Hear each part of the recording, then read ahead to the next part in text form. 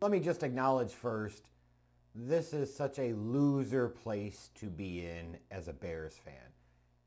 The season's not even over, and we're not even hypothesizing about whether or not the current head coach is going to be fired.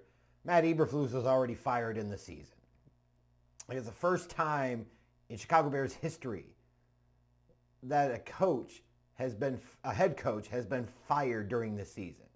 Like, unprecedented times for the Bears.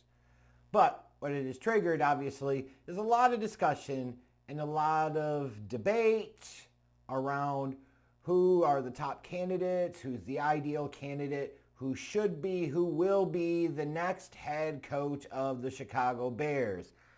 And it feels like shit's coming back full circle because I talked about this 3 years ago, and it just feels like I'm refreshing an old take in some ways with some new stuff in there. Brian Flores, the Bears hiring him would absolutely, positively be peak stupidity of the highest order. Mike Vrabel is one thing. That would be stupid. But then you go down several more levels, and that's what the hiring of Brian Flores would represent. Now, let's talk about him for a moment before I get into just why this would be such a stupid ass Bears football hire for this organization to pull off. Brian Flores, he's only going to be 44 in February, so still a pretty young guy.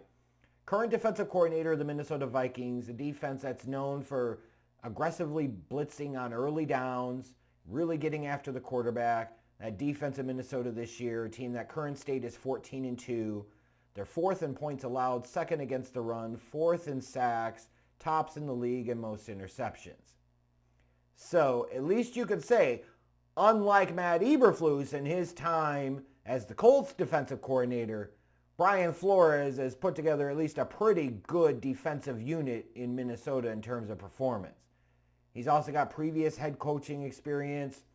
It's not a surprise that a coordinator from a team that is 14-2 is going to draw interest in this offseason head coaching cycle. And frankly, he should.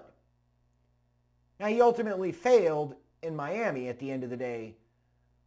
But, as much as anything else, he wasn't quite ready for prime time. He was given an opportunity too early. I fully support, Brian Flores merits a second chance at being an NFL head coach. And whether that comes in this offseason, the next one, or sometime in the future, he absolutely deserves a second shot. He really does. There, I've said some positive things about him. I will also say, I think there are some openings, or potential openings, that could make sense for various reasons. The Jaguars, the Saints, a couple that come to mind with me, maybe possibly the Jets. There are openings where you can make an argument for Brian Flores.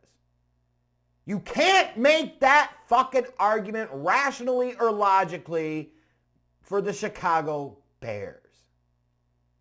And there are several reasons for this. Now, this first one is just me more talking about how Brian Flores kind of took the bitch way out when he was fired from Miami.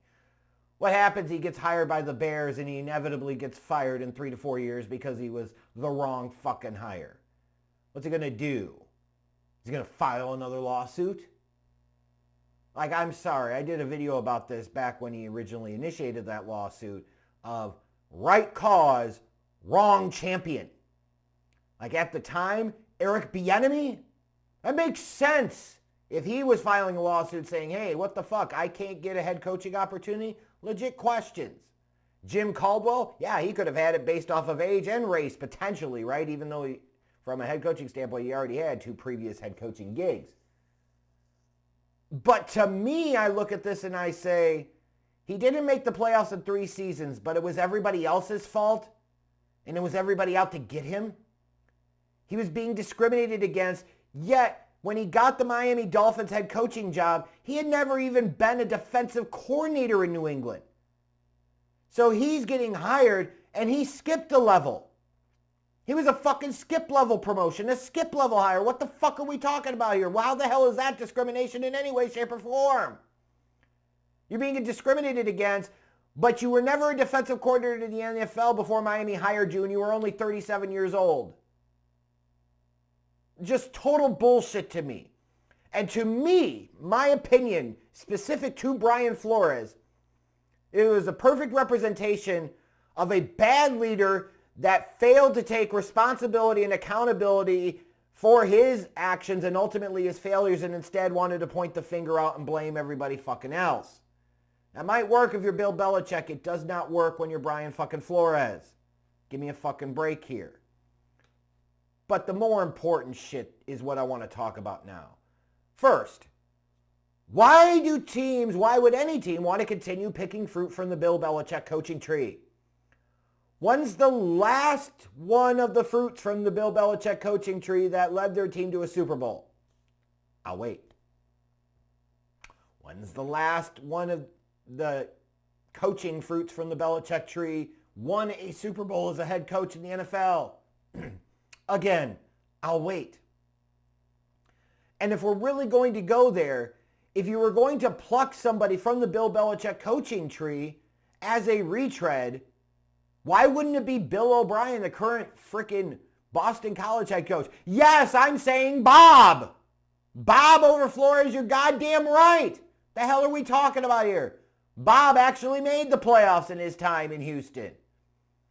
It actually looks a little bit better now when you realize that Deshaun Watson might arguably be the worst starting quarterback in the NFL, and Bob was making the playoffs with him. Going up big against the freaking Chiefs. Give me a break. They choked ultimately, right? No, I'm not saying Bob should be a Bears candidate. Absolutely not. I could also understand why no NFL team would want to touch him. My point being is, what the fuck is so compelling, interesting, or godsmack awesome about Brian fucking Flores? He comes from one of the worst coaching trees we've ever seen. Every time a team goes to pluck a fruit off of this tree, they fucking suck. Matt Patricia, Joe Judge, Romeo Crennel, Charlie Weiss, Eric Mangini. Need I say any fucking more? Brian Flores. It's stupid. And let's look back at Brian Flores' time in Miami. I don't fault him for 2019 because that was clearly hashtag tank for Tua mode. How ironic that they ended up finishing 5-11, had the 5th pick, and still ended up with Tua Tagovailoa. Now you could say, well, that was representative of Flores, kind of not being aligned with the program. But it's really hard for a head coach in his first year to tell him not try to win games. Allegedly, Stephen Ross, the owner of the Dolphins, was trying to pay him to lose games. Who knows if that's true or not. The reality is that I won't fault him for that first season. But the next couple of seasons, 2020, he sabotaged Tua for Ryan Fitzpatrick just to try and chase a meaningless wildcard berth, and they ultimately didn't get it. So you lost most of a season of development for Tua because you didn't want to play him, and then every time you put him in, you were looking for the first opportunity you could to fucking yank the rug out from under him, and you still missed the playoffs. And then the next year, 9-8, missed the playoffs again. His defenses in Miami weren't that great. Again, I'll forgive him for that crappy-ass defense in Miami in 2019 because they just sucked and everybody knew it. 2020, they were 6th in points allowed, 20th in yards allowed. 2021, 16th in points allowed and 15th in yards allowed. Okay, good defenses, but that was supposed to be his specialty. And he couldn't even be top-notch at his specialty. Give me a fucking break here. Miami fired him for a reason. Even if you say, well, he was coming off of 2 straight winning seasons. Yeah, 2 straight winning seasons where they didn't make the fucking playoffs, and he wasn't aligned with the organization's vision around Tua Tagovailoa.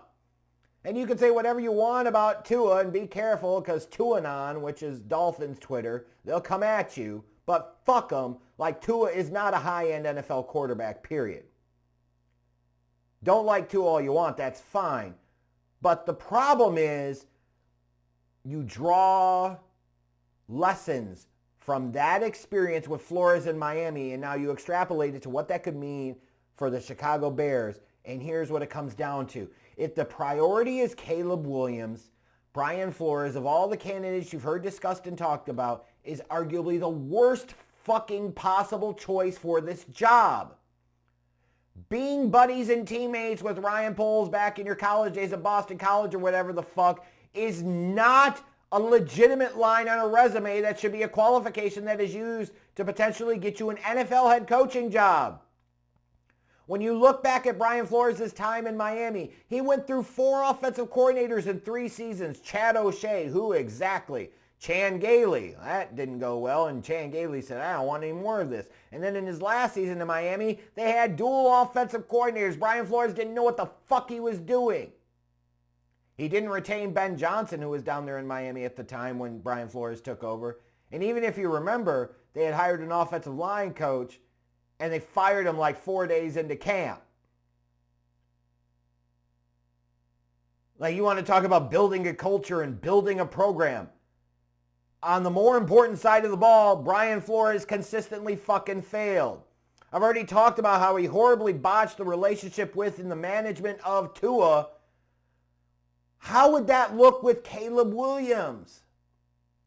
Like, what the fuck are we talking about here?